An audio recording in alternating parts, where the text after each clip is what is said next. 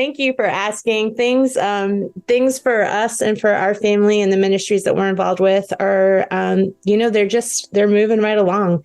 Um, just to give a brief, I do always like to touch on the chaplaincy because I feel like even though it's not necessarily a financially supported ministry because David gets paid, it's still one that we need lots and lots of prayer for. The work that he's doing is very important and it's actually really intense. The need that airmen have for somebody to speak into their lives, to give them hope, to give them advice, all that kind of stuff is huge. And so just be praying for David as he does that. He has a retreat on prayer coming up at the end of the month that he's really excited about. And he's got about 20 airmen signed up for it. So that's a huge thing. And he's also just started working with the maintainers. So he switched squadrons on base and he's working now with the guys and the women who fix the planes, that keep the planes running, and tends to be a rough and ready crowd. So you can just be praying for him. We're also preparing for the reality that he'll probably be deploying in April. So we're getting ready to kind of think about what that would look like. He'll be gone for about 6 months if he goes. So that's a big deal. Our kids are doing well. I like to also just give updates about them because I know we've just been in relationship with y'all for so long. You've known them since they were babies and now they're not. So May just finished her field training with the Air Force and she did really well on that and is heading back to Baylor University. And then she's actually going to go to North Africa for a semester and pick up her Arabic studies. And she's going back, to her roots in some ways there. So that's a really neat experience for her, kind of coming full circle there. Wesley starts at the community college here in North Carolina, and he's doing his welding technology degree. I would ask for continued prayer for him as a TCK.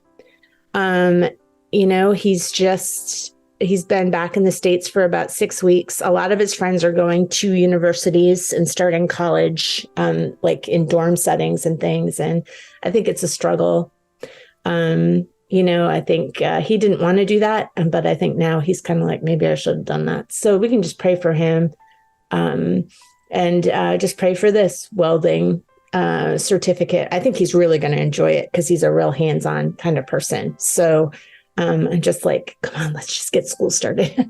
And then Miriam is going into 8th grade at the local Christian school. And she's been doing really well there. And I'm thankful that her transition back to the States seems to have gone pretty well. And then me, I continue to work with our recruiting side, our mobilization team. I am working to mobilize or recruit workers for all of our secure fields, which is basically the 1040 window. Any work that we have in the 1040 window, I talk with and relate to those teams a lot. And then I'm also trying to find people as they come to us asking, if they can go overseas with us. I try to fit them to teams. It's really, and really just try to help them discern if, they actually are really called to overseas ministry.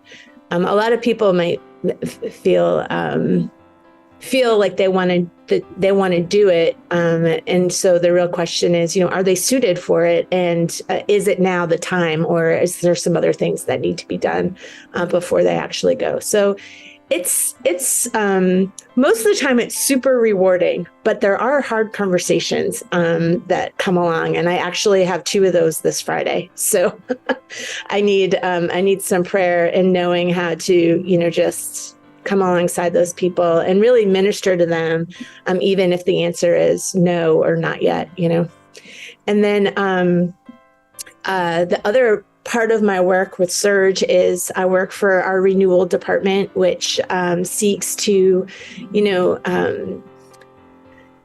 provide resources and conferences and things like that in order to help people just live in the beauty of the gospel every day. A daily gospel renewal is, and I know I need it.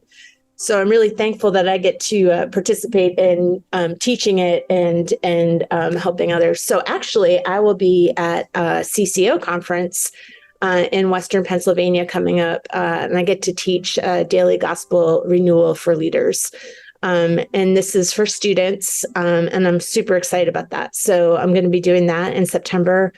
And then there's a couple of other renewal events, Gospel Centered Life Weekend, which we did in Pittsburgh last year, and we're going to do another one down in South Carolina. And I'm actually starting to speak at some of these instead of just be like at the Pittsburgh one, I was the MC, but I have the opportunity to teach. So that is, it was like one of those things that I was like, yes, I really want to do this. And now that they're like, yeah, we want you to do it, I'm like, oh my gosh, you're crazy. Why am I doing this? So my prayer request for that is just for humility and confidence. Like it's just such a weird balance, but to be humble in all the right ways and confident in all the right ways. I think that we can be, falsely humble and confident in the wrong things. And I just want to be, I want to be real, and I want to be humble as I approach these topics. And both topics I have to talk about, I'm doing the sin, like the bad news talk, of really learning how to recognize and address and see, the sin nature that we have and why we need Jesus every day. So I like to talk about usually the other side, like the, grace, but no, I have to stay within my lane here. So you can pray for that too.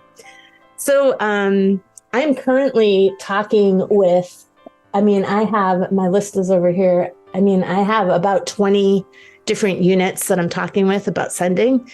And that's pretty exciting. And it's a lot to keep up with them. And so my old brain I'm so thankful for Salesforce. I never thought I would say that when I first started using it. I thought I was going to, I would be weeping because I couldn't figure it out. But now that I figured it out, it's really helpful.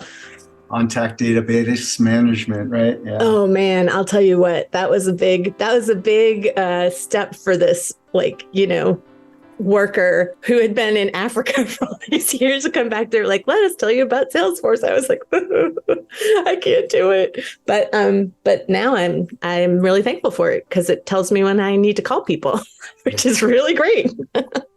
So anyway, that's us. Thanks for your prayers and for, just coming alongside us in all this.